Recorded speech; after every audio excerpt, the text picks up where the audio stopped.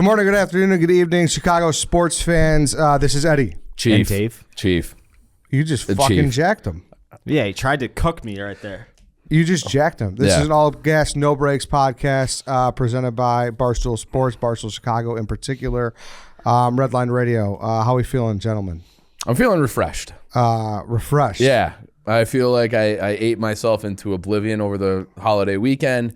Didn't do fucking anything. And Besides then tweet your fucking fingers off, letting the people know that we got 20% off sale. Yeah, that's about it. And I have had injured fingers, so that's not nothing. I hope people appreciate that. So tweeting, and we have the hockey game coming. So thanks to everybody who bought stuff from us. Like, that goes a long way. You can spend your money anywhere. Really thankful you guys do it with us. It does, yes. And we obviously know we're very annoying, but we for sure. It's a company thing. We have to get out there. We have to promote our shit. So thank you for bearing with us. And once again, thank you for those who bought. Exactly. Yeah.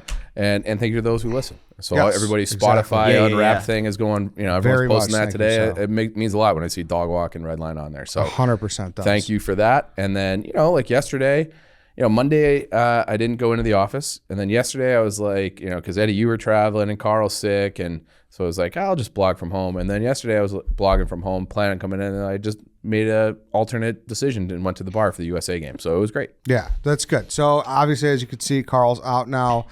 Chief was out 2 weeks ago. So this sickness is just creeping its way down the table. It better not get to me. I mean, you're next in line. If this is the literally, if it's going around the table, yes. it comes to you. If this is the ring, you are next. I had a lingering thing for it would be like if 2 it started weeks. with me and maybe it's traveling left, and so Lance would be next, and then the circle would be you, and Dave would get it last. I guess so. Yeah, Carl's got. I'm so fucked. I was literally walking through the airport today, and I was like patting my immune system on the back. I'm like, man, I've been traveling so much. I've been like hanging out with my nieces and nephews. I haven't gotten sick yet. Exactly. I was just like, man, I've been, proud of myself. Yeah. No, that was it's coming. I know it's fucking coming. That happens every year. That was my favorite thing during COVID, because I got a bunch of like direct exposures. All sorts of people that would be like, hey, I tested positive and we were hanging out yesterday. So the weirdest thing when I got sick, not quite done. And then I would just I would go and get tested. I got tested probably 20 times during COVID, like legitimately, always came back negative. And I would just hit that Muhammad Ali in the corner gif where he's like dancing around and whoever he's fighting just like cannot lay a punch. And that was me versus COVID. Like COVID couldn't touch me until COVID was dead. And then I got it. So it sucks. Yeah. Does. Yeah. What were we gonna say? You said David? you never had it, right? To my knowledge, I'm pretty sure I had it though. Yeah. I had like, to have, dude. Like early. Early. I mean, I was sick a few times before, and then you get to the point where it's like, all right, what's the point of testing anymore? Yeah. Just stay inside until you're exactly. healthy. Like, because But if you're sick, I don't did have for like 2 weeks. Every morning, I'd wake up with that garbage in my throat, and then once I would clear myself out, I would be completely fine throughout the day. And then, like, as I'd be falling asleep, it would kind of linger back throughout, like, a night of sleep. Yeah. And I'm hoping that was, like, the sickness going through this office that was trying to get me but couldn't quite land a punch, was just getting grazing blows. So I'm hoping that's what it was. Because I was, like, come noon every day, I was 100% fine. I was working out. Can I tell you the stuff. scariest part of this COVID that I had? What? Because it was going through my mom, and my mom had it in the summer, and my dad had it at the beginning of October. And one of the side effects they're saying now is hair loss, that like it just thins out your hair. So now I've been like every morning in the shower being like my little thinner up top, and I feel like I'm seeing things that aren't there. But I guess it comes back after a while. But supposedly your hair will thin for like 3 months. Really? Yeah, and then start to come back. That's who fucking knows that It's just like there's a million different strains and side effects and all sorts of different shit. I know. I don't even think we know that Carl has it confirmed. I think he did say he has. Did he? Oh, yeah. I don't know. I just know. I don't know. Whatever. Yeah. He came in for a split second to grab shit this morning, and he looked like a bag of dicks. Yeah. So he's definitely on under the weather. On the IL. Yeah. But yeah, I hope everyone had a good Thanksgiving. Hope you guys did too. My main question is, Dave, did you have a winning night at the Aurora Hollywood Casino? It was fucking horrific. So it was my dad, my sister, and I. My sister was bitching and moaning about us gambling all day, and she's like, I don't want to go. She ended up coming with us. I took out $500 out of the ATM, which is more after charges and all that shit, like $520 or whatever. It's a fucking ripoff. Sat down, played craps. I was out of the casino in an hour, 15 minutes. Every ounce of money was gone. I dropped $400. My sister's birthday was the 23rd. So she's like, where's my Christmas gift or birthday present? And I handed her the last $100 bill in my wallet. And she's Nice like, guy, I don't Dave. know how to play any of these. Like, all right, go play a hand. If you win, I get to keep the money, and then you get the $100 back. If you lose, then there's my present. Played one hand of blackjack, lost. So $500 in an hour, 15 minutes. My dad did say, because I had to go back out to Yorkville to go to my uncle's for a family party that next Saturday, my dad said that he is no longer going to the casino with me on Thanksgiving. Ooh, why? I don't know how much he lost, but he had to have taken a real beating. I don't believe for him. him to say that. I don't believe him either, Yeah. but it was still It's like, just like you're caught up in the moment. the body wasn't cold yet. Yeah. From the Thursday. So yeah, we took an absolute fucking ass kicking. And then yesterday, my dog's routine yearly shots, $700 fucking dollars. My jaw about hit the floor so that's $1,200 in the 4 days. He's got that tapeworm. No, it was just routine rabies shot, Just an update. diphtheria or whatever, diphtheria, all the standard vaccines, $700. So if you're a vet listening to this, I'm actually going to consult Smitty because his wife's my like phone vet, because that's actually her profession. Tell me if I actually need to get these things, because I don't want to. I thought it was going to be like $200. What is George's? He got his last round. And it depends on like what type you get, because some last 3 years. Yeah, I got and the those- 3 year this time. Right. So then you're actually saving yourself a little by doing Over the course of- It's but I like don't- it's like a Costco thing. You got the Costco vaccine. You buy in bulk, so But, you save a little bit. Does he need vaccines though? Your dog? Yeah. If you ever, I'm not asking you. I'm asking the people. I know you don't know. I know one aspect of it. Let's hear it. You need it if you want them to stay at a daycare. That is true. That is very true. Yeah. Sounds kind of fascist to me if we're being frank. My You got body, my choice. a My dog's body, my dog's Well, choice, right? You give it to your brother anyways. What do you care? Yeah, that's true. What do you mean? You seem like you always give it to your brother when you go on a trip or something. Yeah, but it's nice to have a fallback option. Yeah, that's true. I always And now feel you like, do. And, because you and spent you don't $700. refer to dogs as Would you- They are, Yeah, get the pronouns right, Ed. yeah. I mean, listen. Also, Dog guy I mean, over here, also, just if like, we're gonna oh. if we're gonna say this guy, Mr. Puppy Wuppy and Mr. Ace, and I'm thankful for my dog, pay the fucking $700 for it then, cheap ass. Don't fucking think twice. It wasn't the money. It was expecting it to be a couple $100, and then It shouldn't So be. it is that the money. It doesn't matter. getting it was the Anything for surprise. it. If I Yeah. knew going in it was going to be Little sticker $700. shock. Should protect that fucking thing Well, maybe. to utmost fullest. Do you think maybe Ed should volunteer to take care of him, save you a little bit of money? He's a really easy dog. Yeah, I'll be taking care of him. That sounded like It a sounded threat. ominous. Yeah. Taking care of him. Yeah, do you take care of that thing? He throws him in the lake. I'll just chuck it in the lake. No, but I mean, Dave, It. that's a big bill. It sounds like you need to save some money. So if you need tickets, you're going to need to go to Game Time to save money in any way you can. And Maybe that's his new holiday tradition. Instead Yes. of going to the casino, you go spend that money on tickets from Game Time, the absolute best. Lowest prices anywhere. So Game Time is the ticketing app that makes it easier than ever to score last minute deals on tickets, sports, concerts, and shows, and they guarantee the lowest price. Guaranteed, Dave. Guaranteed. I love it. Guaranteed. I've used Game Time for a long time now. Yep. And like sales pitch aside, I have had many people reach out to me over the course of the last, 9-10 months since we've been partnered with them that have said, like, you weren't lying. This is super easy to use, super cheap, no hidden fees, none of that bullshit. So download the Game Time app, go to the account tab to create a login, and redeem code RLR for $20 off your first purchase. Terms do apply. Download Game Time, last minute tickets, lowest price, guaranteed. boom, go do it. Fastest growing ticketing app in the U.S. You are going to absolutely love it. All right, we're going to get to everything. Obviously, Bears-Packers this week. Jose Abreu's on the move. Little Blackhawks, college football. Notre Dame had a golden opportunity to knock off USC, and they, quite frankly, dropped the ball big time. But we're going to start with USA advancing out of the group. Amen.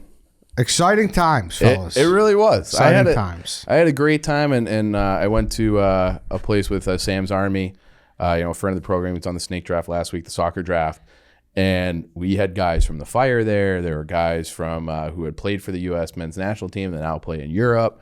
So it was like a great crowd. Everybody was into it, and there is just something about being in a fucking sweat, and that like last 20 minutes or so with stoppage time was, white knuckle, everybody standing, everybody like just shouting things, a little, grunts under their breath, prayers under their breath. And it was great. It was great to watch.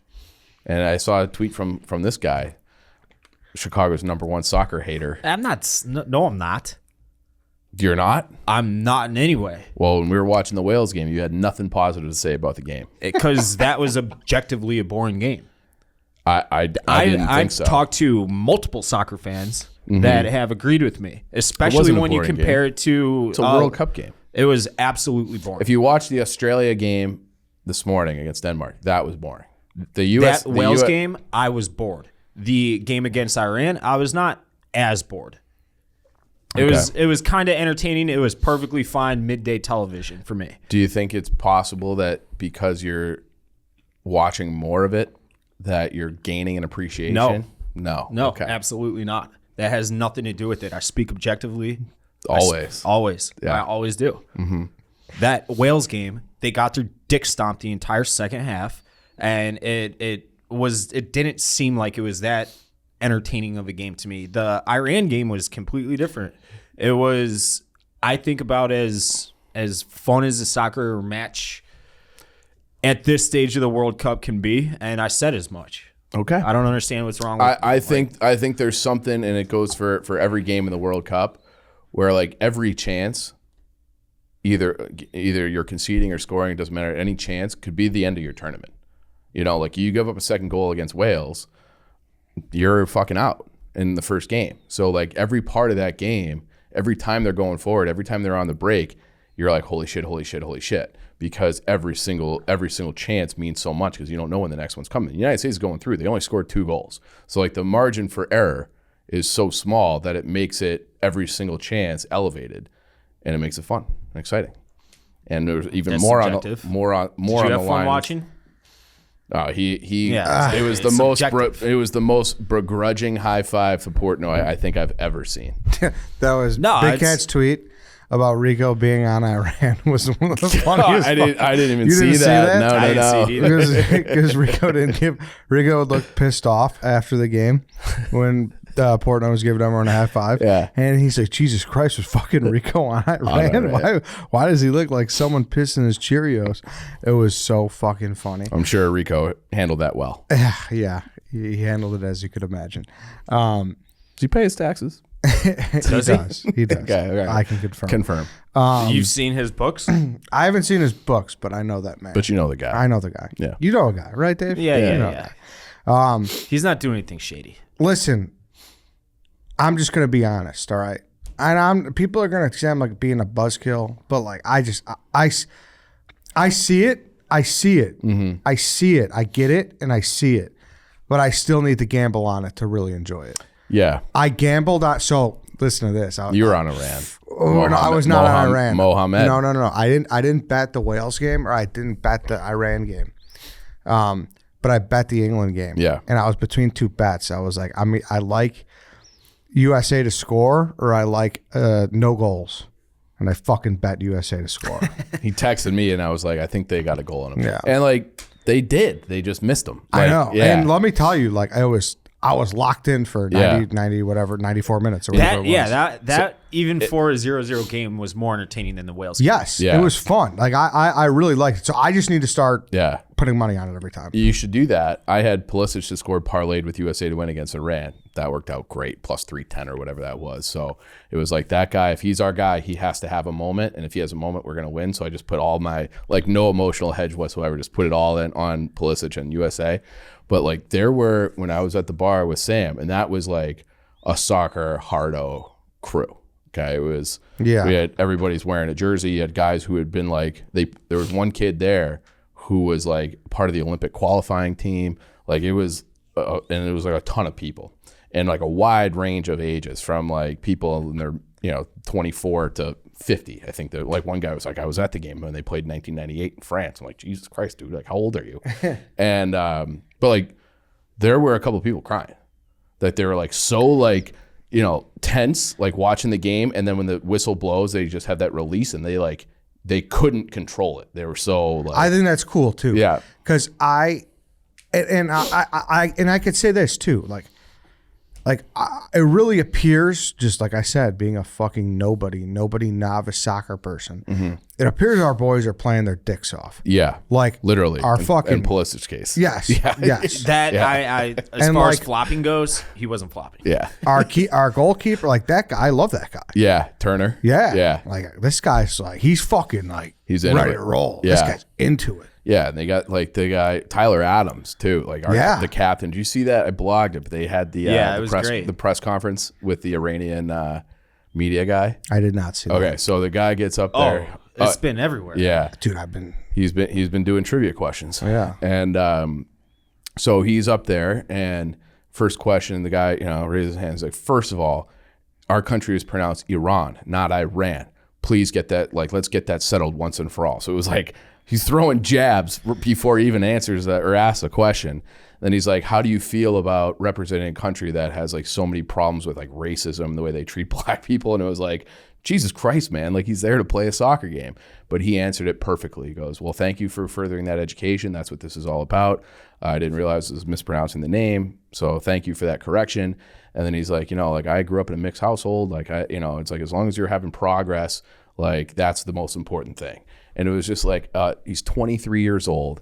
It was like this condescending, finger-wagging question to get like an inflammatory response. And he just answered it, politely, perfectly. It was like one of those things where it's like, I'm glad that guy is representing our country on the world stage. And then he played his fucking dick off too. Like he's everywhere on the field. He's so noticeable. Even for a non-soccer fan, you can pick out watch a USA soccer game and be like, that's the guy. That's Tyler Adams. Yeah. There he is. Because he's everywhere. Yeah. It's like anytime the other team feels like they have like something going, it's like he just appears out of nowhere and breaks up the play. So I've really enjoyed it. I thought Jordan, it is an easy team to rally around in that regard, especially when everyone loves to dump all over the USA. So it's like, all right, fuck you. Like, so I'm into that regard. I just need to have some of my personal. Would be skin great. In the game. Yes. So the women's team in 19? That they were just the cockiest assholes, like doing all the dances. I wish America's men's team were that dominant. Yeah. Just so we could be like, fuck the rest of the world. Well, and this is our quote unquote golden generation. It's the best group of talent we've ever had. And they're all young. So they're all like, all of our best guys are 24 and under. So what's the prime for a soccer player? 20. Is it like, yeah, like everything else. Okay, 28-ish. Yeah. So the thing, you're mid 20s. Yeah. And maybe it's depending on like the guy and the position. Like sometimes center backs, like you need the experience, and stuff like that. You learn to learn the game. But like, typically it's like any other sport where it's like, 25 to 30 is like your prime. And so this was like, hey, like let's just make some progress in this one. None of these guys have ever played in the World Cup because they didn't qualify last time. They were a lot. Even if they did, probably a lot of the team that's like stars on this team wouldn't have played because they would have been 18. And Tyler Adams started when he was 16 professionally, right? Right, playing for New York in the MLS. And fucking wild. It is that academy system is fucking crazy. The MLS is really like. I was looking this up the other day. Guess what the expansion fee is? There's 28 teams in the MLS now. Guess what the expansion fee is for a new franchise? What's that? What do you mean? What's that? What's the number? No, I'm asking. I don't have the slightest fucking clue. $400 million. So that's really for an expansion fee. And what was hockey? So for Vegas was 500, and I think Seattle was 750.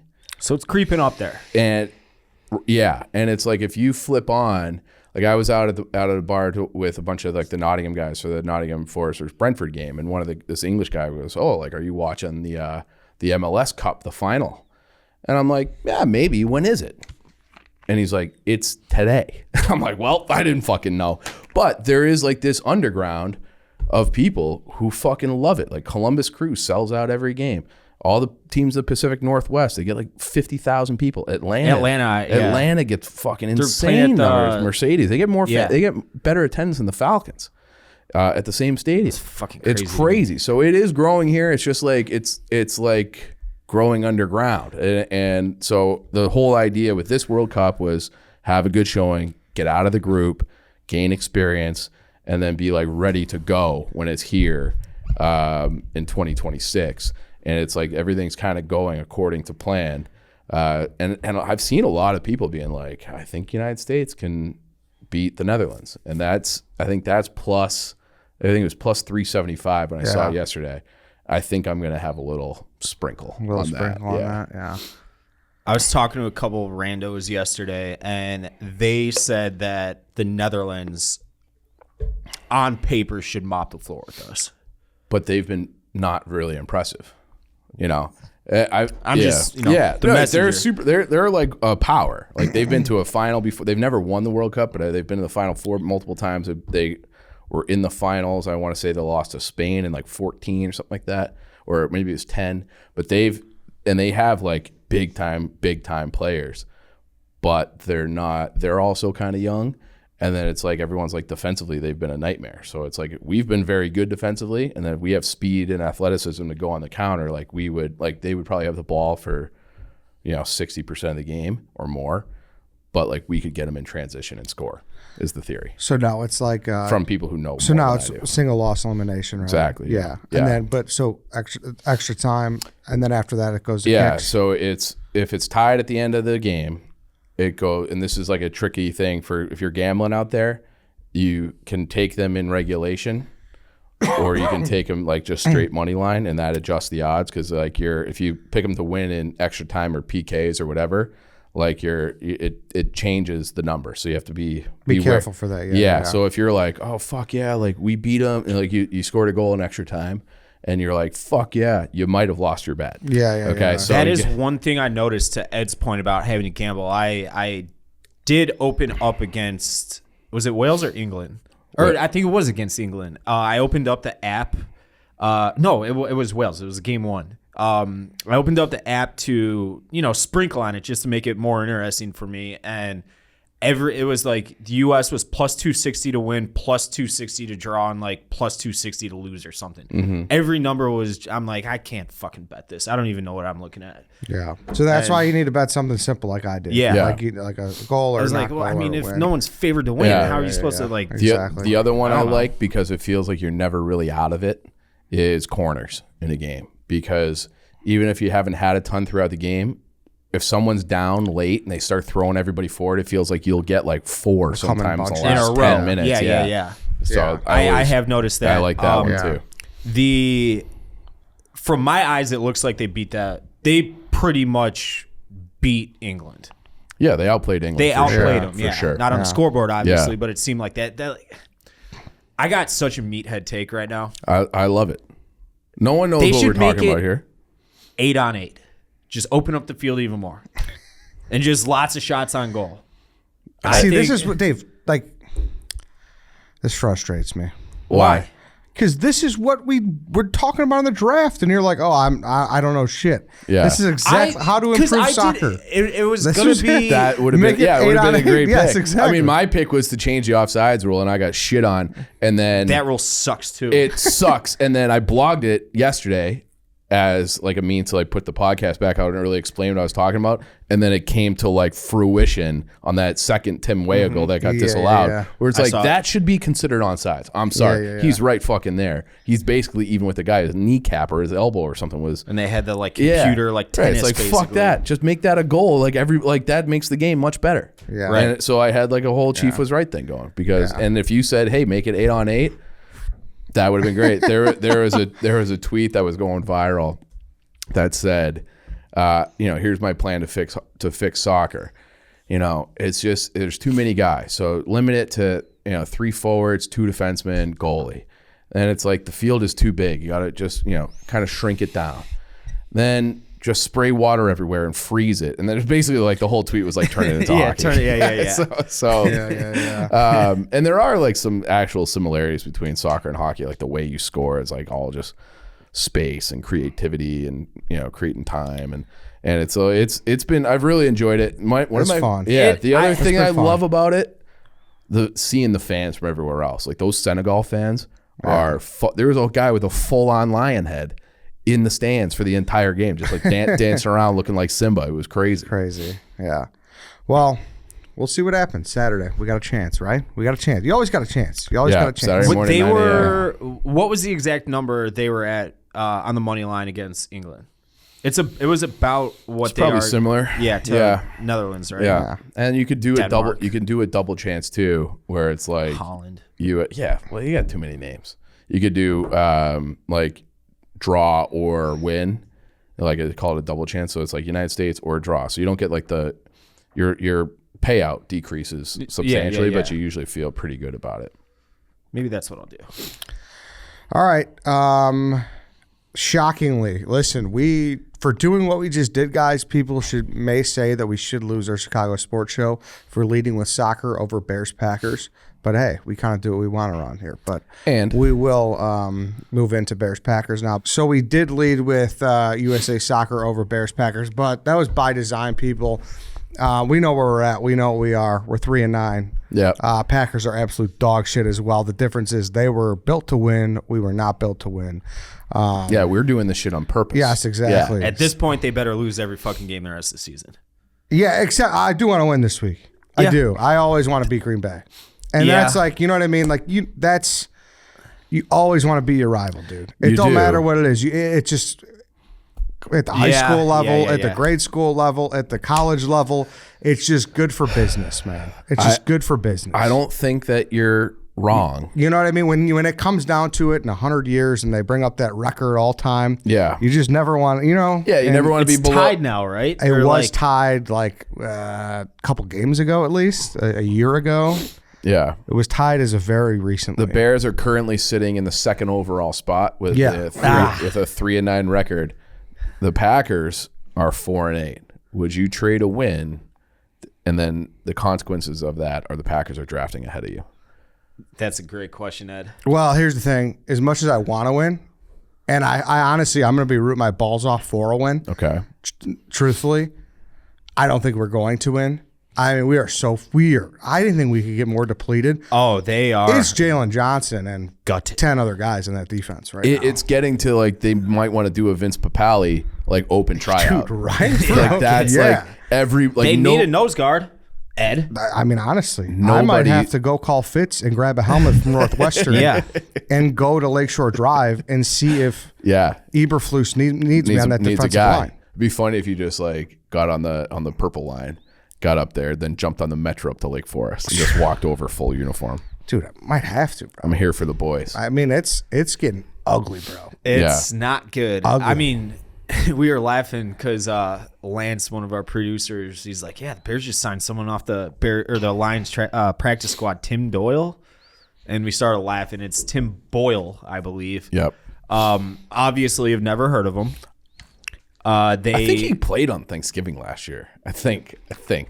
I'd be shocked if he's ever gotten an NFL snap. I want to go back to that question though, that hypothetical. Because would I take a win over the Packers? Listen, as much as my meathead fucking ass wants to beat this team every single year, I want to add a layer to it before you answer. The correct answer is no. We shouldn't win. I know, but that really fucking I hate to say that. I hate to say that. I'm glad you said that because I think the ultimate nightmare scenario is the Bears win. And then the Packers get Stroud and then they just have like their third straight. I don't know, dude. They seem like they're pretty in on Jordan Love. I don't know if you watched that last fourth quarter. He had a nice little couple drives there. He had a nice little thing, but like was it one drive, two? I don't know. How many? But I think if you're sitting second, and it's like, and they're drinking that. I went to HQ for Cyber Monday and I talked to Hubs, and he's like, "Oh, Jordan Love." Like he's like, everybody falls in love with their own. Yeah. And like it's so different too, doing that with 8 minutes left and mop up time. Totally. When like the other team's not prepared for it, so it's like, all right, pump the brakes, buddy. Yeah. And he's like, so Justin Fields, like, yeah, he could. I was like, dude, you're an idiot. You're an idiot. Like they don't like. That's what I fucking love too. Hubs and like a lot of these Packer fans, like they don't even know what's coming with Justin Fields. Like they don't know what's coming, and we're just scratching the surface with it. I know. I really believe that. Yeah, I think so too. I really believe that. It's going to be a fun couple of years, but to Chief's question, I would love nothing more than to just look at fucking Packers fans and be like, "Yo, they just lost to the Bears in a season when they were literally trying to lose, especially with Fields out and with all the injuries on the defense." That said, in a few days after they do lose, I'll be like, you know what? I'm all good with that loss. Yeah. No, I mean, I have the same like mind trap too, where I can sit here and tell you guys, but like once the ball snapped, I can't like. I'll never be able to root for one of my teams to do badly, even if it's the best thing. It would be a final nice parting gift because after that bye week, things are going to get even uglier. Yeah. Eagles, Bills, tough. I know the finale's against the Vikings. I'm blanking on who the fourth game is against. Pulling it up They have another one against the Lions coming too. Lions, correct. Yeah. You're right. So that the Vikings to wrap up the season. Bears could win that one. So maybe that's 3 of the best teams in the NFL, and then the Packers who are dog shit, and then the Lions who are whatever. Lions they're scrappy. Yeah, I don't think they're that bad. It's kind of crazy that they're going to have the Lions might have 2 top 10 picks, but the higher of those picks is going to be the one from the Stafford trade from the Rams. Like the Rams are. They're a dumpster fire. They're bad. Yeah. Robinson's out for the year 2 for them now. Yeah. He didn't really do much. No, he hasn't. The Rams, I think they're a product of going for it all for one championship, and then all of a sudden the money issues creep up, and you're done. And they have no draft picks for like the next 6 years. So would you mortgage that for one Super Bowl and no sustained success at all? Yes. Not that the Rams haven't. They've been good for 5 years now. But if I could, for me personally, I want to see a Super Bowl. Yeah. Like if I'm a team who has if I'm a Patriots fan, like no. And so right, yeah. You know, if you've won them before, like no, just get that ship right and like. But try like, to make look at how it works in this city too. One Super Bowl sustains you for like the rest of your life. That's still the most. Dude, you know what I mean? Like even through all the Bears years, that's still the most famous team of all time. Bulls years, yeah. And more so than the Cubs, more so than the White Sox. The most loved team. Oh, yeah. Yeah. Oh, yeah. Yeah, so I would definitely take a Super Bowl and then bottom out for a while. But that's probably the only... Which is basically what they did anyways. Another year, they were fine. Come 1988, they were brutal again. Yeah. It was basically like once Ditka was gone, it was dead. But yeah, it's going to be... It's probably like the least. There's like a reason we started the World Cup. It's like the least excited I've ever been for Bears Packers. And it feels and it sucks because I was finally every single week looking forward to watching Bears games again. Yeah, even knowing that they were going to lose more than likely. But I mean, you just had those electrifying moments out of Fields. Now, question: he's been limited in practice, Justin Fields. Assuming after the bye he's healthy, how would you play that hand, knowing that he's about to get, like that? I mean, I'm sure there's going to be an offensive line injury. It's not that good, anyways. It's tough, man. I think if you could play, you play him. You proceed with caution for sure. That shoulder better be 1,000%. Yeah, for sure, for sure, billion%. For sure. Right. Yeah. Yeah. I don't want no fucking brace on there where it's like, all right, he's got this on, like he'll be good. Right. And the other piece of it is like Mooney's out, that you have sucks. very limited, so it's like when you're dropping back, it's like you just don't have it. Like you don't have anybody to get the ball to. So it's like, who are you like, what are you gaining in your development from playing the last 4 games or whatever it ends up being, even if you're healthy? I think it's probably better to stick him on a shelf. Yeah. I should say, too, as well, I feel like people like Mooney and Kmet have taken like a few ricochets from like fans and the media and like people from us on this podcast about like not having weapons. I like both those guys a lot in particular. And I would say they're just not like Kmet's really taken a step forward. Oh yeah, this definitely. Year. Yeah, I think so too. Yeah. And like I like them. I think they're valuable pieces, and I want them on the Bears moving forward. But when we shit on the weapons, it's more so against people like St. Brown and like Amir Smith-Marset. Like, that's what I'm saying. Like I know, like we're going to battle for Justin Fields, and some of the worst 2-minute drills were on the St. Brown drop, the Amir Smith fumble. Like that's where Pettis had some. Pettis. Like that's where the lines get blurred. Where I don't know. I know there's a lot of. Yeah, and I think we've said that where it's like if you had I think I like Pringle, but I like him as a 4. And there's still not nearly enough tape on him yet. Like we need. Yeah, but like there's tape from Kansas City and there's numbers from Kansas City. Sure. And that same thing with Claypool. What do you like about Pringle? He's got great grab on Sunday. 5 receptions on the year for. I liked him. I said I liked him when he was with Kansas City. Like he was a productive player in an explosive offense, and he's not a 1. He might not even be a 3. But if he's a part of the receiver room, I think that's fine. It's like you just need he's one. He's a little too similar to Mooney for me. That's my only concern. See, but it's like, and now Mooney has the ankle rolled up, and if that's true, you have coverage. Like I think that's part of how you should build a receiver room, where it's like if your X goes down, well, you have another guy who can fill that role. And same thing with all, like you want like body types, so your offense just keeps humming, even if it's a little bit different. Or a little bit worse talent-wise. But I think if they still just had like a true number 1 and then Mooney, Claypool, Pringle, I think that's a good receiver room. Yeah. I'd be fine with that. Yeah.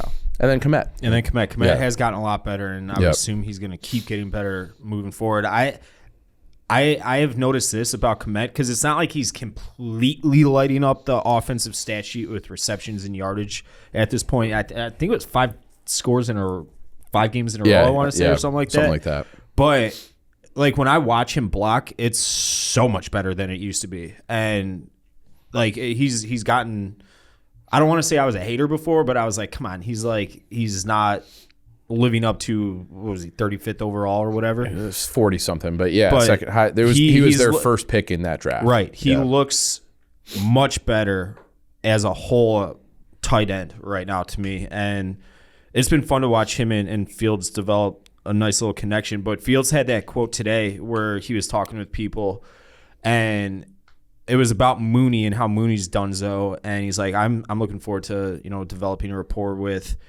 someone new. And I think that's important because Mooney's good. He's a number 2 or 3. We all know that. So hopefully, he can kind of develop other receivers into something that Mooney is, and maybe that's Pringle. I don't know. We'll see. Kmet's 18th in receiving yards for tight ends. Okay. It'd be great to get him in that top 15, top 12, top 10 range. Yeah, and I wonder how much of that, if they were a better passing team in general, and if they had another guy, that the defense had to pay attention to, if that frees him up a little bit more. Yep. It does, and he's right there. Yeah. I mean, we're talking the difference is like 50 yards. He is pretty nasty this year with the ball in his hands. Like when they drop those little like headhunting a little bit. What? I like it. He headhunts a little bit. Yeah, he runs hard. He's a good athlete. Like get him in space and he makes some plays. So. Yeah, and it's like not everybody's going to be Kelsey or Gronk. Like, yeah, I mean, he's right there. Yeah. So I shouldn't even say that. So that ranking is pretty. Yeah, it's pretty good. Useless in general. It looks like they just named Trevor Siemian the starter for Sunday. Oh, they with did? Fields as the backup. Interesting. Okay. At least according to this Sun-Times article. I can't read it because it's paywalled, but that's what the tweet says. So, interesting. Yeah, I don't know if I like that. We'll see how it plays out, but it's one of those. If he's back, he should either be starting or nothing, right? I feel like if he's healthy enough to back up, then he's healthy enough to start. But if he's not healthy enough to start, they then kind of don't play him at all. They did the same thing last week. I hope too. Like he took the warm up, and then they were like, "Yeah, I want to." This tweet is worded weirdly. Bears quarterback Justin Fields will be limited Wednesday, and backup Trevor Siemian, who will be out for practice with an oblique injury suffered during warm-up Sunday morning. that means for this coming week, right? I don't know. Yeah. But Yeah. Well, so, I mean, that's going to change yeah, I'm sure it will. every After Tim day. Doyle. Tim, do you got any Tim Doyle stories? You used to work with them. Or Ed? I got no Tim Doyle stories. None? 0. Just good coworker? Yep. Yeah, he did. Yeah. He was. Character. Very, very much Big time. So. He likes to Very much gamble. So. He does. All right. Yeah. Speaking of Cole Kmet, we want to get into the Fighting Irish. Before we do, though, I want to talk about Innovative Care. If you have ADHD, you want a doctor who makes it easy to get your medication, Innovative Care is the answer. They are located right here in Chicago, and they have simplified ADHD management. Here's what you need to know. Innovative Care is a real medical clinic, not one of those online-only refill services. They use telemedicine to save you time, and most ADHD patients only come in twice per year. And listen closely here, David. They take insurance. That's huge, Ed. What did I just say, Dave? They take insurance. What did I say, Chief? They take that insurance. Thank you. Most places don't do that. They take insurance people. So go check out Innovative Care. If you are a resident of Illinois, that's also key. You got to be a resident of Illinois. Visit innovativeadhd.com to request a visit. That's innovativeadhd.com. Can't say enough about these guys. Innovative Care is your answer. Located here in Chicago, they simplified ADHD management. Real medical clinic, not one of those online-only refill services. Go check them out here. One more time, innovativeadhd.com to request a visit. Go check it out. All right, Fighting Irish lose to USC. Yeah. And what had all the hype is a big game and just fucking fell so flat. You think so? Yeah, I thought so. Why do you say that? I don't know. It had as much hype for, I should say it had as much hype for a game that, for a team that had 3 losses already. Yeah, I think everybody like this game. USC Notre Dame is like one. I think you drafted it right for Thanksgiving weekend rivalries. Mm-hmm, yeah. It is a classic rivalry. It's like one of the biggest rivalry games in the country. It's never really been a big game in my lifetime. Because when USC was rolling, that was when Notre Dame was at their worst, and they did have the Bush push game. Yeah, but like that was a bit of smoke and mirrors. Notre Dame being competitive in that game, or at that time in general, they was basically Brady Quinn, Charlie Weiss in the offense. They had no defense whatsoever. So, and that was a brief window. That was 1 year. And then when Notre Dame, I think Notre Dame has won 6 in a row before last game. Like when Notre Dame was really under Brian Kelly, like the peak of their powers in my lifetime at least. USC was down. So it's like this was the first time where it's 2 teams in the top 15, playoff implications, Heisman Trophy winner, which I think Caleb Williams basically sewed it up against Notre Dame. He was outstanding. So I don't know. I thought Notre Dame was, they were in the game. It was they was always within 2 scores. But they were never really. They couldn't stop. They never made it close enough. Well, and this is where I'm interested to see if you're going to agree with me. Okay. Everyone's coming at the quarterback. Yeah. Okay. Couple bad turnovers for sure. Yep. But like Notre Dame, big games they won this year, it was because of their defense. Yeah, the defense in the running game. And Caleb Williams is awesome. Mm-hmm. He's probably going to win the Heisman. Yep. To me, I looked at that defense and I was like, the defense let the Irish down. So I actually don't feel that way. I don't. And first about everybody coming after Drew Pine, and I've said my pieces about Drew Pine too. Like bad exchange, bad turnover. Yeah. You can't lost crazy momentum out of half. Yep. And you said like, it was never close enough. Well, right there. Okay. Like that was it right there. Because they were driving. I think that turnover happened like right on either in the red zone or just outside of it. Yeah, it was like on the 30-something. Yeah. So like they had momentum, and that makes it a 3-point game if you score there, or at least a touchdown game if you get a field goal, and instead you just piss the ball away. But even with those 2 turnovers, you could make an argument that was the best game Drew Pine has ever played, and it's just not nearly enough. I know, that's what's crazy. If you watch the game, like he was moving the ball. Yep. And the defense, they were the big plays that USC was continually getting. It was, but it was, to me, like they didn't have the takeaways, and they had a couple of chances, especially in the first half, where it was like the safety like mistimed a jump. It was like that should have been a clear interception, and he just like, I don't know, like he leapt early and then came down and then just like couldn't high point the ball. But it was like a pop fly to him, and he couldn't make the play. And then they had the other turnover, which they stripped Foskey coming back, strips Jordan Addison, Jordan Addison. And Notre Dame recovers. Everybody's all hyped, and then they review it, and it was like the right call. Addison had regained control while on the ground, got touched, and so USC kept the ball and went down and scored. So it was like a few little things could have really changed that game. But I thought the defense, like they were pressuring Caleb Williams. The secondary had lockdown on their receivers like for a long time. And it's like, what do you want him to cover for 8 seconds? He's running around. They can't get him down. He's like, it was not like an easy assignment at all. Right. Not an easy assignment at all. It was like watching an athletic Ben Roethlisberger. Like he's so fucking strong that you just can't. And then he can, like he had that one play where they like did the whole chart. You know, they put the graph like how long did he run? Well, so he ran like 83 yards to pick up a 3rd and 13 because he just ran, you know, all the way to the left, all the way back, scramble, beat a guy here, cut all the way back across the field. So and it's like. The tackling could have been better. I thought the tackling, if you watch every game, like that was, but again, it's like who you tackling. I really think like, and that is to me, that's been the difference between Notre Dame and the true big boys is that they all, when things break down, they've always had a quarterback. Doesn't matter if it's Trevor Lawrence or Bryce Young or even Stetson Bennett, like these big, awesome, you know, national championship teams. Notre Dame is pretty close to them, but then they've never had a special quarterback. They haven't had one since Brady Quinn. And even Brady Quinn is not like impacting a game on the college level with his legs the way that Caleb Williams does, where it's like you're getting home with 4, but as soon as you get home, it's like Kevin McAllister and he's just like fucking up your defense because he's so electric. So I hope that I think they should go transfer portal. And try to get one. They do have 2 big time recruits coming in the next 2 classes, but until they get like a real quarterback, like a Heisman type of quarterback, I think they're at like their ceiling, which is contend for a playoff and then lose to somebody better. Yeah. So, but they win that Clemson game on the backs of the defense. You know what I mean? Yeah. That's where I'm just like.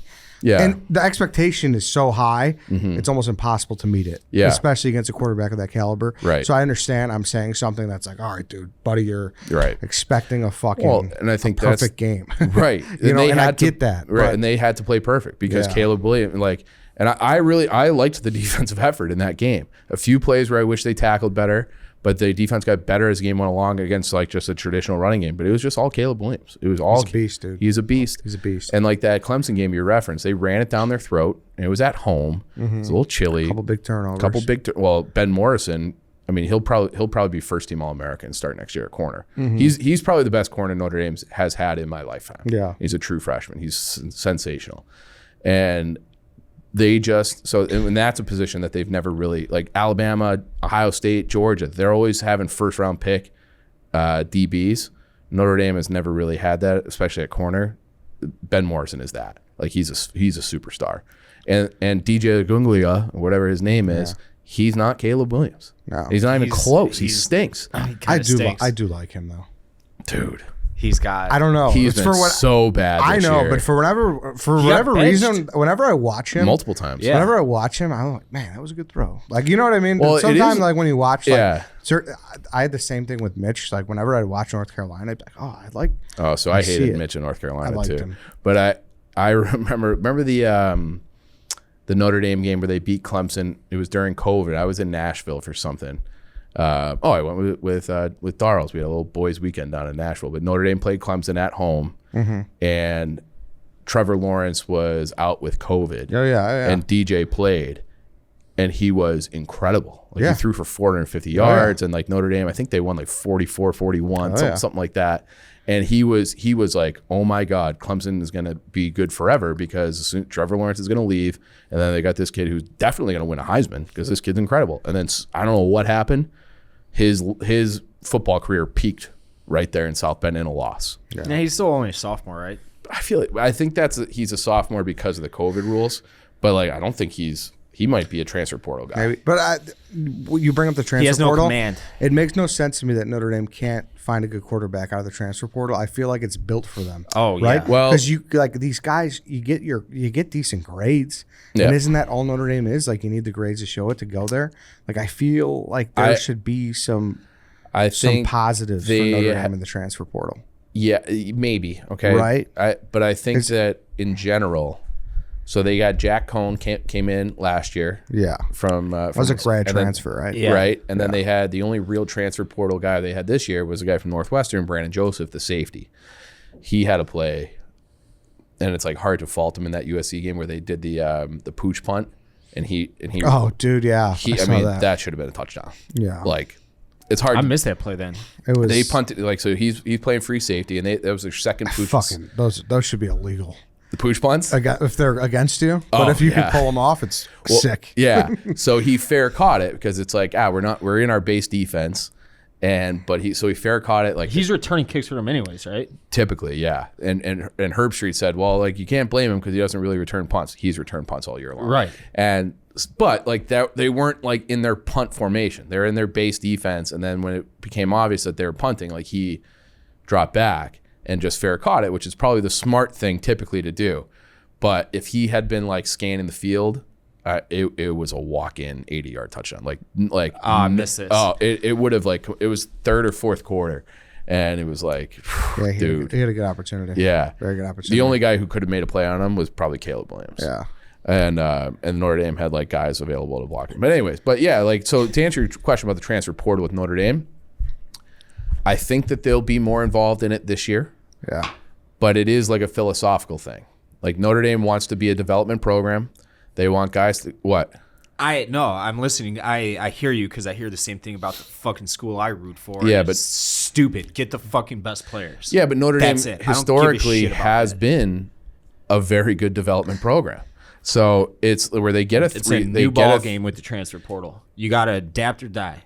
We'll see. But I think they are going to adapt, and I think they will go after a quarterback. But they got some smart guys there, and I think that they will, especially at a position like that. That is a position where you could take a mercenary, totally, and not worry about develop. You want to develop other places? Yeah, go for it.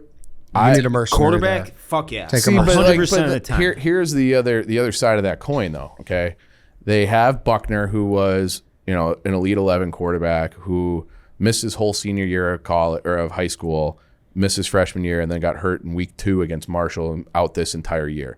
But like he's a guy that you brought in, you were like going to build that position around him. It hasn't really worked out yet.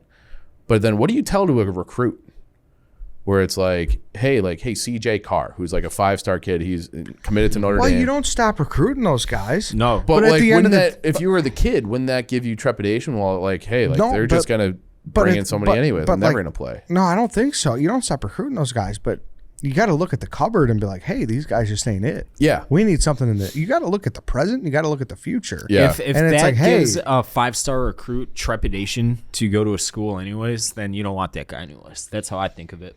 Yeah, but all those guys think that way. All those guys, they want to be the guy. That's why not all those guys. Not all those guys. How many guys? I mean, this has been a thing before the transfer portal even opened the last several years, especially at that position. Look at who was at the game earlier this year? There was Pitt against West Virginia, 2 former USC quarterbacks because Caleb Williams came in. So it was, and Stetson Bennett, he transferred into Georgia too, right? No. He was a walk-on. Right? I'm thinking of the guy who went from USC to Georgia to either Pitt or West Virginia. But it was like, so I do think that there's an element of. Yeah, you're thinking of JT Barrett? No. No. You're thinking Keaton Slovis. JT Daniels. JT Daniels. Yeah.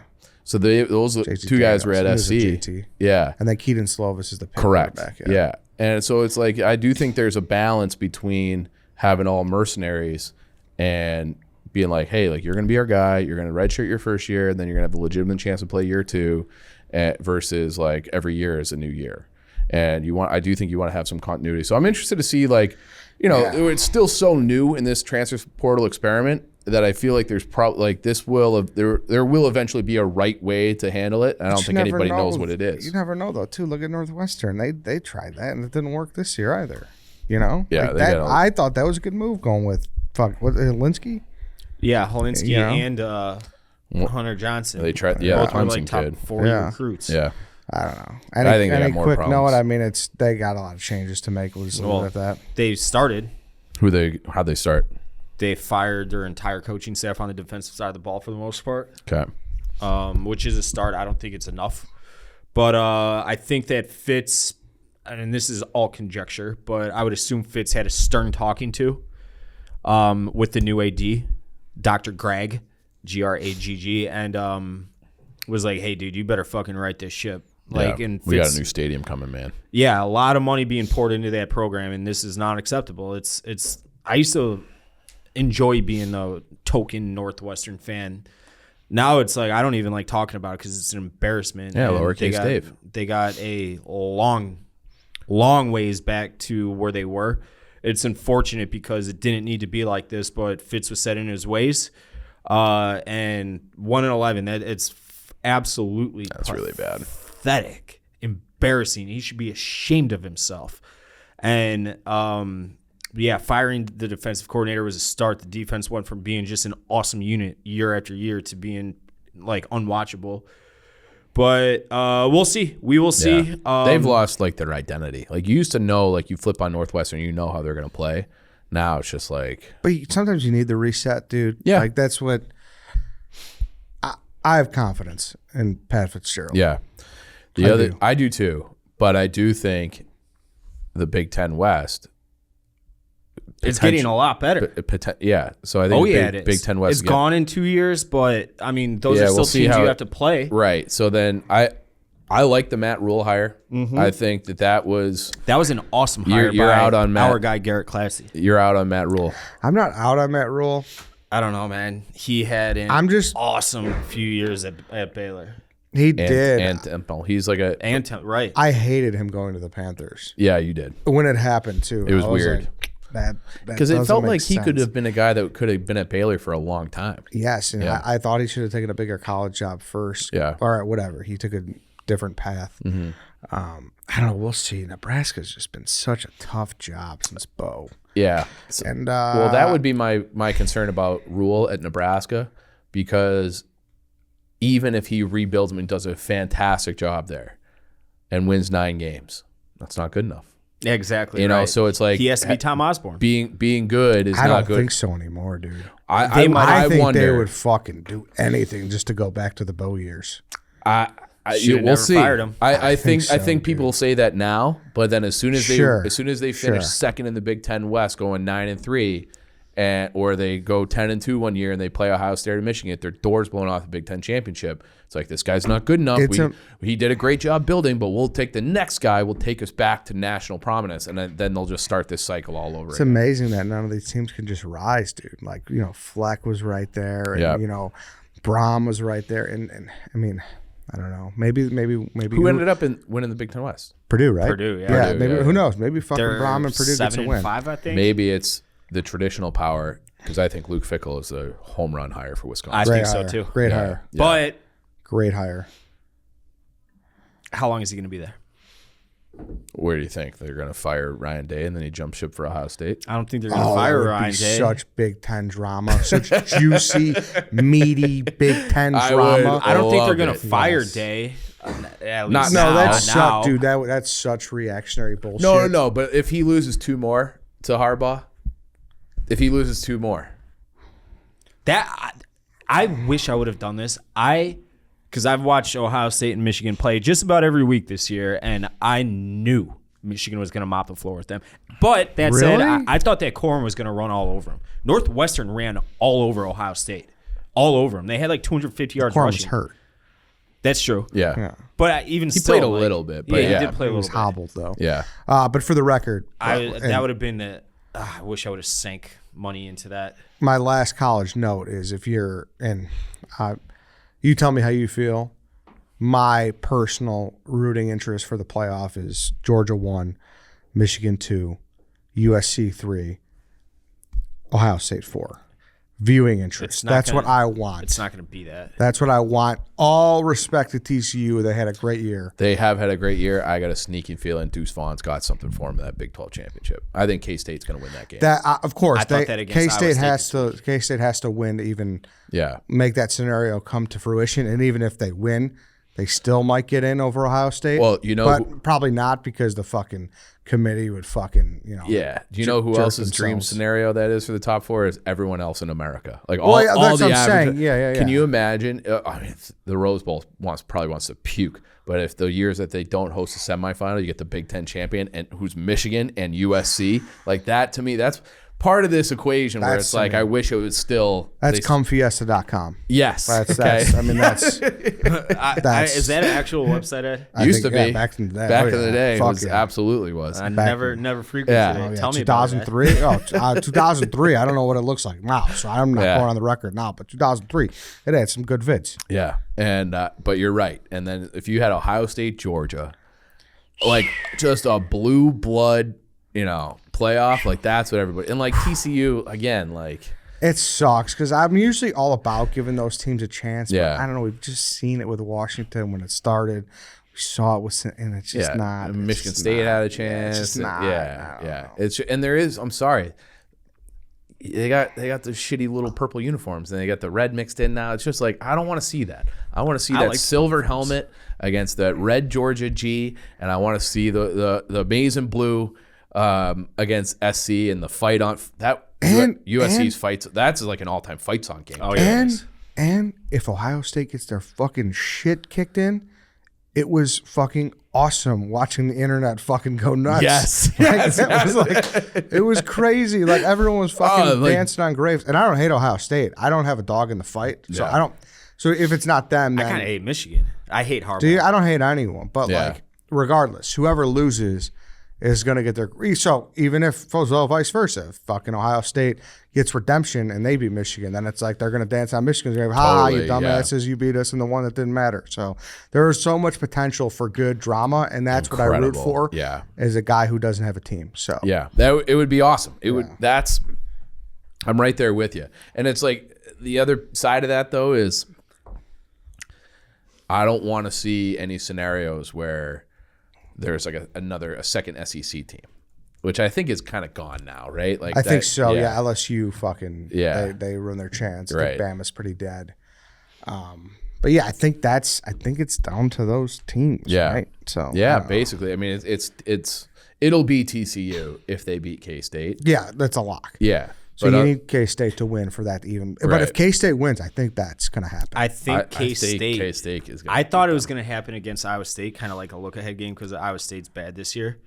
And TCU has eked out a lot of games this year. And I directed my uncle on Saturday at a family party to bet Iowa State, and it was 28-0 within like the first 5 minutes. See, that's another guy, Ed. What? You were the biggest Matt Campbell Yeah, guy. sure. He didn't strike when the iron was hot.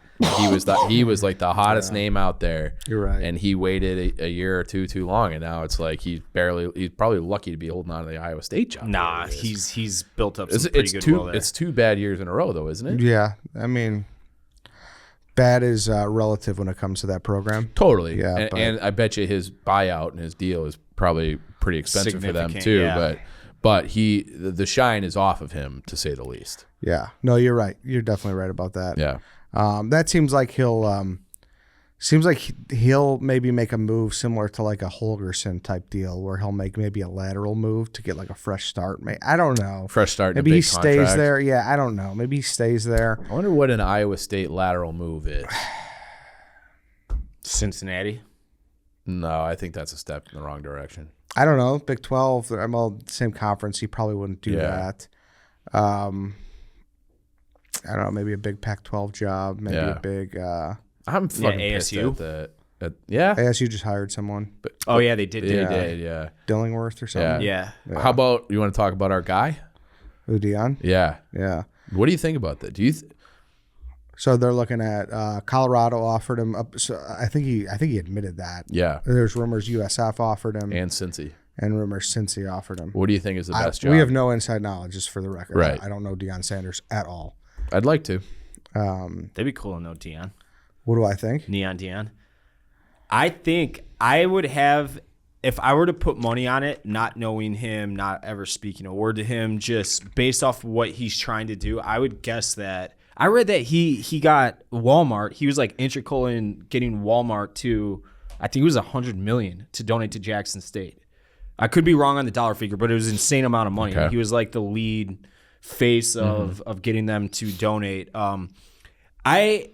Just going off of watching him, just like the rest of the people listening to this do, I think that he might tell all those bigger schools to pound sand. He might. And I mean, I highly doubt he gives a shit about money at this point of his life. And that he's kind of, I mean, everybody does, obviously. Yeah. But I think he also like he wants to do something special. And I mean, if he goes to Colorado, Cincinnati, he can do that at Jackson State. I don't know. I mean, like you just have so much. There's so much being a Power 5, especially. Of course, I get it, but I think Colorado. I've always had they're one of those teams I've always had a little soft spot for, and I think I drafted them in something. I love the mascot. I love the stadium. I think that's a bad take. Well, you missed it. You missed the Colorado years when they were fun. Yeah, when they had Cordell I know, Stewart but I think you're Chris just Brown. I just don't think it's there. I just don't think it's there. If there's a guy who can bring it back, it's him. And they had but Deion, I don't think that meshes, bro. I don't. Yeah, I guess. I see what you're saying. To me, it was crazy that Florida State wasn't at all interested, but he didn't have much of a track record then. Norvell had a massive year. They have a chance. They're on their way back for sure. So, but I do think Colorado, if there's one guy who can inject some life into that program, it would be Deion, and he's proven he can recruit. Oh kids, yeah, I'm not saying he would. Yeah. he would do a good job, but yeah, he would make them to me they're a cool school because they were cool. They had fun players and cool uniforms and all this stuff, and then when they moved to the Pac-12, that really changed. But we were talking, they had Dan Hawkins came over from Boise, and remember he had that clip this is the Big 12. You don't remember that? I don't think I remember that. Oh, it was an all-time clip. It was right before, a couple years before the "Come After Me, I'm 40." But Dan Hawkins, who had taken the Colorado job after leaving Boise State, and everyone's this is a perfect hire, a regional guy, understands it, sucked. And part of the problem was they had this law in the state of Colorado that limited how much you could pay your assistants. So they could never have good assistants, and when they did have good assistants, they couldn't keep them. And they have recently, just within the last 2 or 3 years, gotten rid of that state. They had to go to Congress and be we have to allocate more spending for the staff and the program, otherwise we'll never be anything more than a 5-win team. And so they did. And so now people are saying part of the reason they got rid of Carl Durrell is because they want to start fresh under these new rules and they have a new AD, they have new everything, where they're going to try to bring back Colorado football. And so I do think Deion could do that. But if I were Deion, I think that's a big leap of faith. I think I would there will be more Power 5 jobs coming his way. Especially he has another year recruiting like he did last year. More people are going to come. Once he shows that wasn't a flash in the pan. Right. To get Travis, I forget his first name or his last name. Yep, I know. He got the number one corner of the country, and he shows that he can consistently do that. People are going to be all right, what the fuck? We need that. Yeah. We're in. Deion, let's go. You'd have to assume that if Deion does leave this offseason, that kid comes with him. Probably. Yeah, probably. So. All right. Good college football talk. Yeah, boys. Love a little college football talk. I didn't realize they were 11-0. I figured they were doing very well, but Jackson State, they're fucking killing everybody. And I think they went 12-1 last year. Yeah, they were good. All right, Dave. Tough news. Not maybe the most surprising. No, with the Jose Abreu, is that what you're getting at? Yeah. People keep construing it I'm pissed the White Sox let him walk. I'm not pissed the White Sox let him walk because he's gonna be 36 or he's 36 already. $60 million is a lot for that kind of player, even though I fucking hate even talking about dollar figures at all at this stage of what the White Sox are aiming to be. I don't like that. Even if they had a gaping hole at first base like they do in right field and second base right now, I don't like that money would have been an issue anyways, and that's my issue. I fucking hate Jerry Reinsdorf. He ruins my life. He really does ruin my life. Isn't this more about Vaughn though? In a way. No, I'm not talking about that at all. I'm talking about how money would have been an issue regardless of if Jose Abreu was a fit for the roster in the next couple of years or not. All right, I have a question for you. What's that? All I've heard from you the last, 18 months is that the roster construction is terrible because they have too many first base and DH types. Well, now you take one of those guys and you remove him from the equation, and you have a ready-made Andrew Vaughn ready to take off and play that position every day. So then his spot in the lineup, whether that's, and then Eloy, if you wanted to, you make Eloy your full-time DH and then go get an athletic left fielder. Yes. And so it's almost like, as much as everybody loves Abreu, it seems like, and you do, it's almost like addition by subtraction if you manage the offseason the right way. I have no faith that they're going to do that because they're not allowed to spend anything. They're talking about cutting back on payroll from last year. How are you supposed to do that when everybody's due raises? And like I said, it has nothing to do with them letting Abreu walk, because they probably should have, even though it's a massive risk, in my opinion, as he plays 150 games every single year and he produces every single year. If he drops 30 bombs again last year, because there was a little power outage with him last year, even though his average and on base were still good, he was still hitting the ball hard. The Astros will tweak that swing and they will get that power back. It would have been about money anyways. It would have been about money. Yeah, but like, I do think that they're like you're giving them an easy out right now.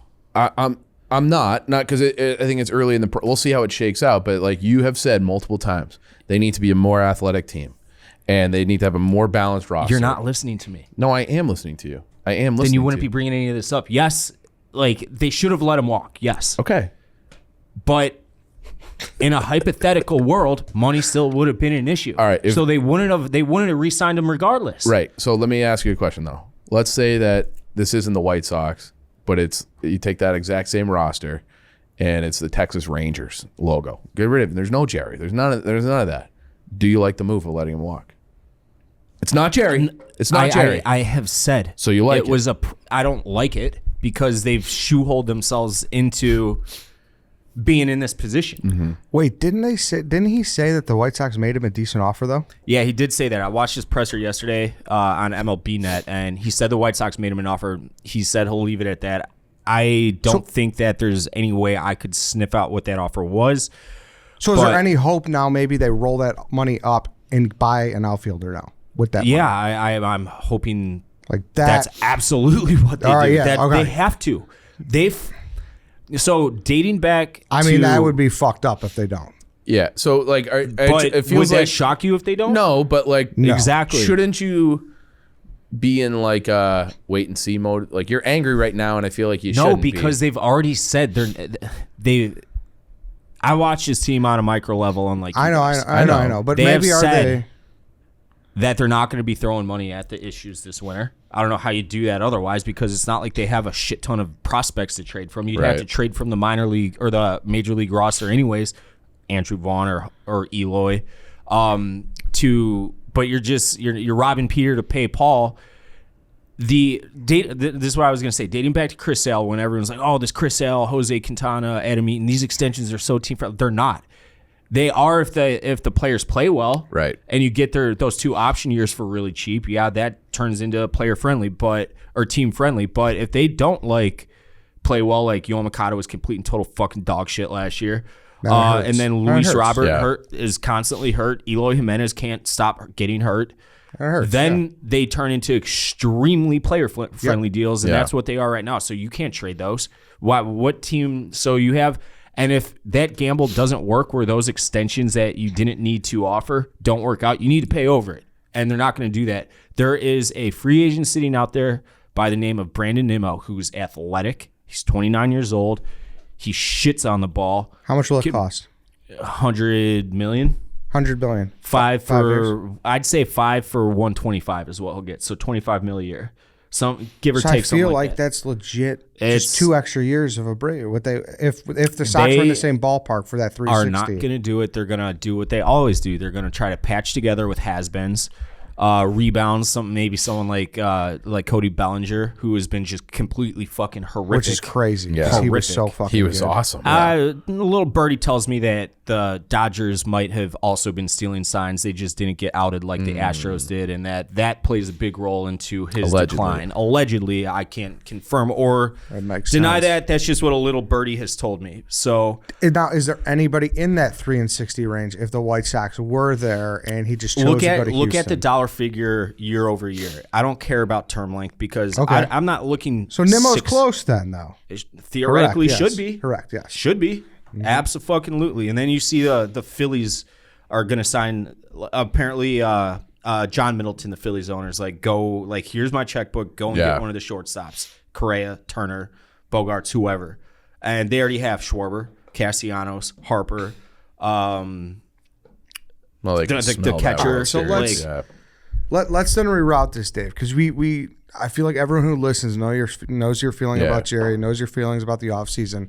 You're very down on the team. There's no Sox Fest this They year. said they have to regain our trust, and they have not done a single thing about it. For sure. Let's then close this with your feelings about Jose Abreu, his time on the South Side, and kind of all he's done. Yeah, it sucks that they couldn't build around him. They do what they always do. They half-ass shit. They waste. Like I saw, there's this account on Twitter. It's an egg account that doesn't follow anybody. And White Sox fans that are listening know exactly who I'm talking about. He goes by RH and a bunch of numbers. And he pops up all the time defending Jerry Reinsdorf. People think it's Rick Hahn. Rick Hahn would not use a burner account that has his initials in it. But so Brian Billick, who you guys both know, a friend of mine who I think is as smart as it gets when it comes to baseball. The White Sox have this thing where they try to fill holes for like $4 or $5 million and spread a bunch of those type of contracts around. Last year they let Rodon walk for free. That was $18.5 million or so that they would have paid him had he accepted the qualifying offer, which you wouldn't have, but that's semantics. They instead decided to spread that money to Vince Velasquez, complete fucking horrible player. Josh Harrison, who's like a 45-year-old second baseman, $5 million. Joe Kelly, who couldn't even pitch back-to-back days contractually until July, and just a bunch of shit. And this account's arguing with Billick. He's like, and Billick, as we all know, he's like, you could have gotten the exact same amount of production from Danny Mendick, who they let go, which is completely fucking stupid. And the other second basemen that are in the system, like Lennon Sosa and shit. Instead, you guys went and spent $22 million on people who are complete and total fucking bums, who everybody knew they were going to be bums, instead of keeping the fucking homegrown guy that went and he's going to be, I think he came in third in the NL Cy Young.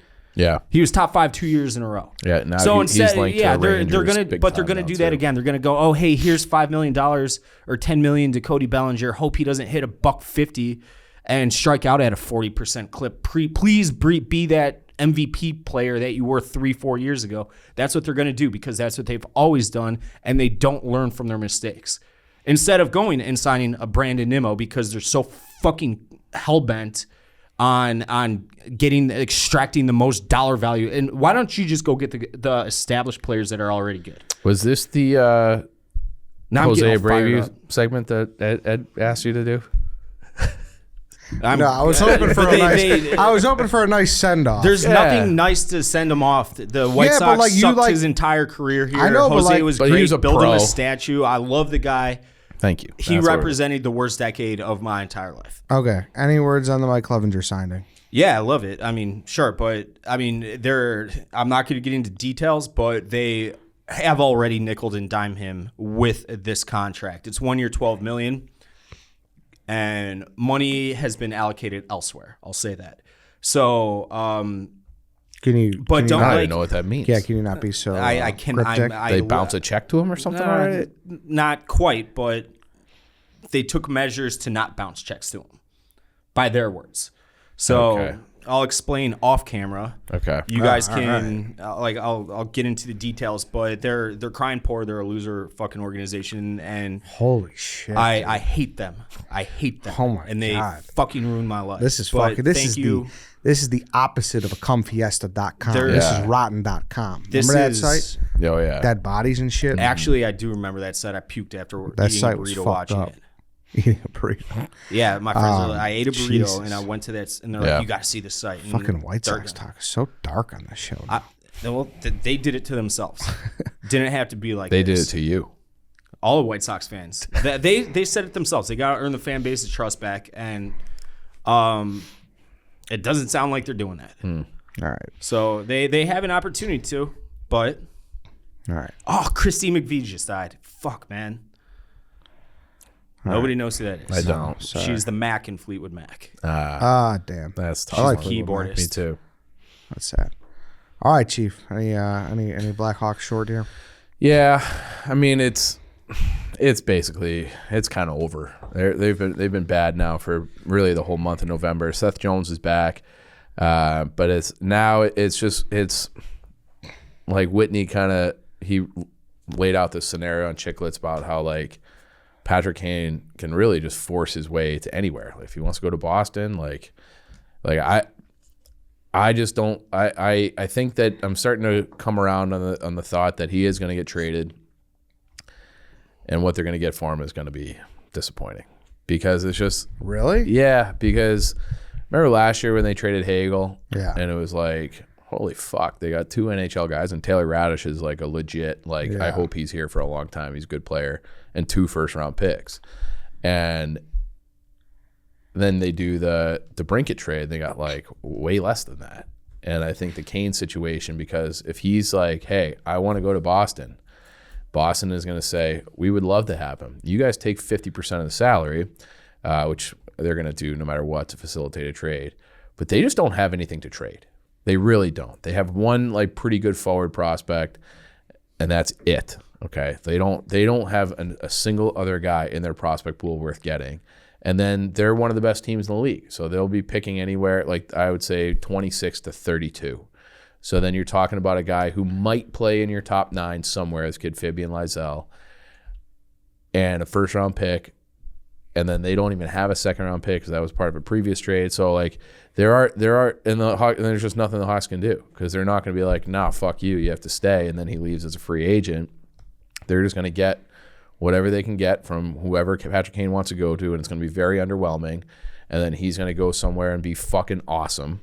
And I don't know if it's going to be anywhere, in particular at this point. But it's just so that him having an option is what's going to make it tough. Well, he has the full no trade. Yeah. He has the full no, so they could be like, hey, like we have this unbelievable package to send you, in return we got an offer from the Islanders where it's going to be like, making it up, but 3 first-round picks and like this young prospect. Say no. And he'd be like, I don't want to play there. Yeah. And they'd be like, okay.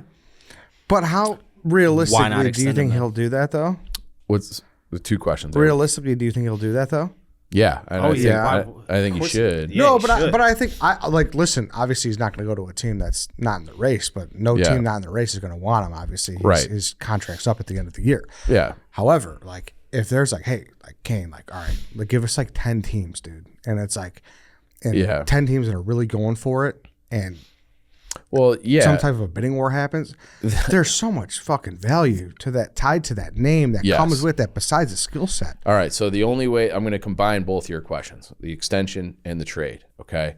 I think the only way Kane says, get the best deal you can, is if he's planning on signing back here in the summer. So you go away, you have a playoff run, and you're with the team from March 2nd or something like that until whenever they get eliminated. So latest would be mid-June. You have a 3-month vacation somewhere, and then you sign back here in Chicago, and for that time you got hopefully at least 2 guys or something that could help you in the future. But that's the only scenario where I think that he would, because if it's like, hey, like we have offers, we're getting like a so-so offer from Colorado, Kaner, or we're getting a haul from fucking New Jersey, or like one of these teams that are like good, but probably not like a real cup contender. He's gonna be like, I'm not going to fucking, take. That's where like he's such like a, from what you tell me, he's such like a fucking hockey nerd, right? That like you need to pin him with like, well, I don't even know who's fucking good this year. Yeah, you need like just historic like franchises. Like obviously you need like, all right, we got the Rangers, we got the Bruins, right? Like all these original 6. And it's also like he'll be able to look at a team and be like, I know I fit in here, and I want to play with that guy. And if you look at like now, like they're playing the Oilers tonight, okay, McDavid, and they're putting Taves back on a line with Kane. And Kane, the reason they're doing that is because, Max Domi and Athanasiou have had their moments this year where they look like because they're very skilled, but they play 100 miles an hour, and they're not stupid. okay, I don't want this to come off as like they're stupid, but they don't think the game the way Patrick Kane thinks it. And he thinks it at a way different level, and he plays it at a different pace. Like he plays like that's why like him, DeBrincat, and Strome was so magical once they figured it out, because they all saw the game the same way. They're all highly intelligent. They all knew where to fill they would slow it up as they got over the blue line, where those guys don't. They have, you know, they're like Benny the Jet. Yeah, they're all over, D1, and they're whatever. like, and Anthony and sometimes, and it's worked a couple of times, but he'll see a guy in front of him and be like, I'm just going to go wide and beat him and take it to the net. Where Kaner would be like, why don't you just hold it up at the blue line? We'll have guys coming in. We'll fill different lanes. You make a little deft pass, and instead of like, Let it open up a little bit. yeah, and instead of like just using your one trick to go wide and take it to the net and hope for either a goal or a skill player chaos, why don't we like retain the puck and have possession and make good plays, make smart plays, and hold on to it until we generate like a real chance. And for every time that, you know, Anthony goes wide and he gets the puck to the net, there's probably 4 times where it gets stick checked away and it's a battle in the corner and a turnover and they're going back the other way. So Kane hasn't had the offensive production this year. And I think it's just like those guys, like they're never going to play. They only know how to play one way. And Kane can kind of play with anybody, but he, you know, that's not his style. So they're going to play him with Taves tonight. And I think maybe Radish. I would assume Radish, but I haven't seen the updated lines as of this recording. But that's probably a better fit, but it's just because it's like I think he's probably miserable playing hockey too, because he, you know, and you've seen like he always barks at teammates, but he's had a couple where it's like, what the fuck are you doing? Where you can kind of like read his lips and like, where are you going? And there was one play with Seth Jones earlier this year where they're on a power play and Seth Jones like backed out of the zone and Kaner's like, what the fuck, man? And you can hear it like on the broadcast. And because he's Einstein. He's hockey Einstein. And it's hard, I think, at times for him to play with certain guys because it's just like, fuck. Yeah, he's just like, on a different level. Yeah, and it's like, it's almost like, how do you not see what I see? Yeah. And then he gets frustrated. And so it'll be interesting to see where he ends up, because it's not working here. Yeah. But you could maybe you just don't trade him, and then all of a sudden it's like, well, you have Fantilli or Bedard here, and Frankie Nazar comes in, and like you could be a part of like, you know. That makes me think it would be interesting to see where he might want to go, because there might be a random team where it's like he's been interested on, like he's been fixated on how they play the game. It's like, you know what? I like, you know, I like that team. Right. You know, he's intriguing the way he plays. Like I wouldn't mind going. And there. he knows, he sees it. Nobody knows the game better than him. Yeah, exactly. Like there's not one single like I'm talking general managers, coaches, like nobody knows the game better than Patrick Kane. Yeah. And so he might say like it could, who knows, it could be fucking Florida. Like he could have something in his mind where it's like, I really want to play the next 3 months or whatever with that guy and make it happen. And then the other team would be like, all right, we'll give you a second round pick. You guys take the salary and, you know, fuck off. And that's the way it's going to be. Because there's got to be a young team too who sees the huge inherent value of him just being a guy who's done it so many times. Yeah. That's definitely a thing. I'm going to pull up the standings right now. But like can you imagine if it was Detroit?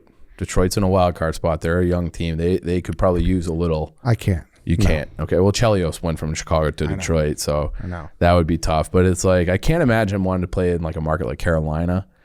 But you know, like there are. But it's like I wish Tom Lay was in here right now, because every day that goes by, the Rangers seem less and less like an option because they're fucking terrible. And so it's like you're not going to reunite with Panarin because they might not even be a playoff team. So when you look at the standing, it's like, well, he's not going to go back to Buffalo.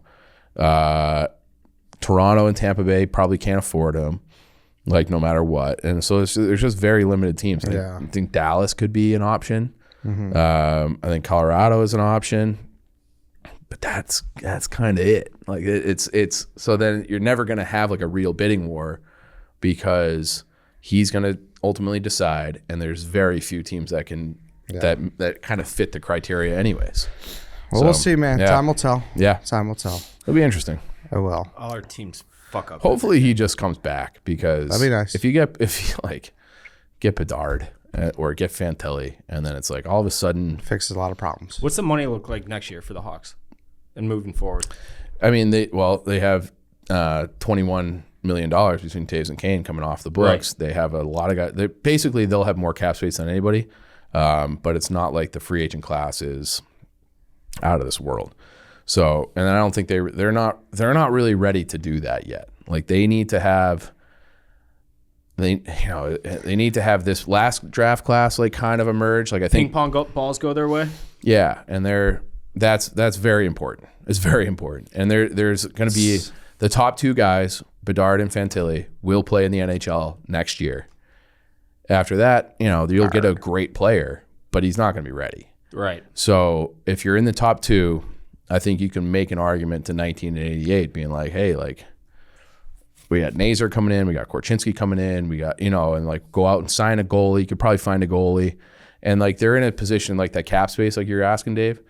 They're not going to use it on players per se, but they might be like, hey, send us that shitbag overpriced guy.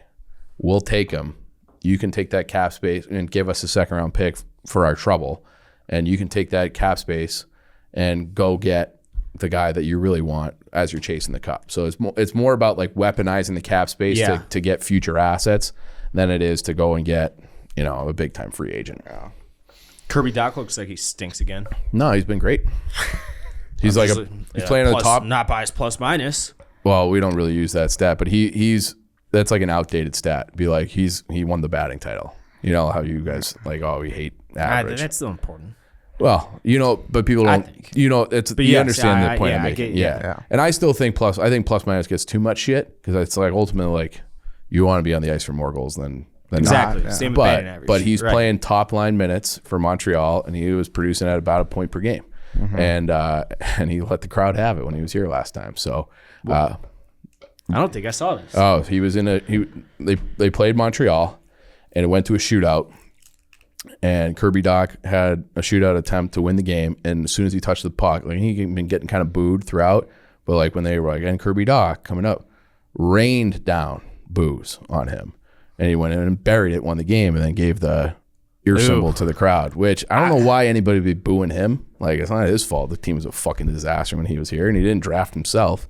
Yeah, it was just unfortunate, but he's he's having a real nice year for Montreal, and he's playing wing, which is what I fucking have been saying that for 2 years. Like I just don't think he's a center. Like play him at wing, and no, we have fucking wing. Yeah, so whatever.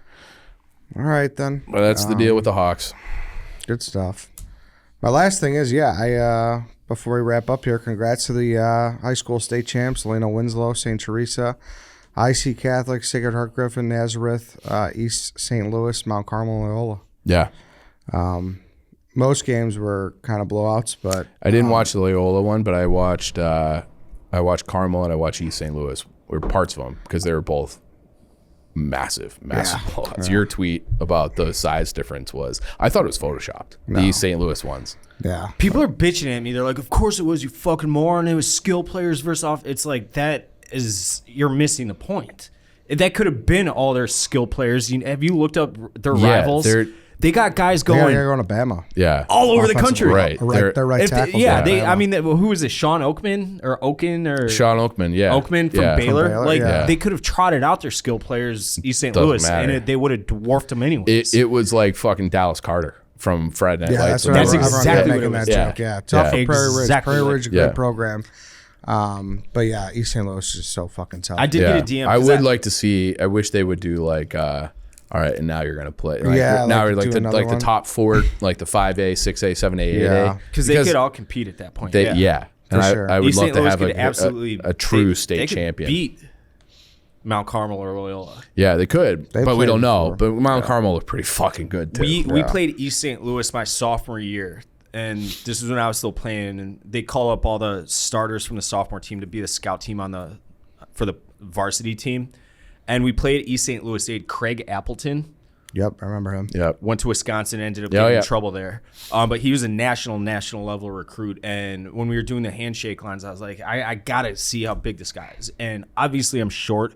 For high school football, I wasn't that short, though. And this guy was a man amongst boys. Yeah. Man amongst boys. And we did beat them. That was to go to state. That was the semis, I think. Good stuff. Good stuff. Congrats to them. And yeah, thanks everybody for listening. That's it for today. I'll gas. No breaks. DJ, play that shit.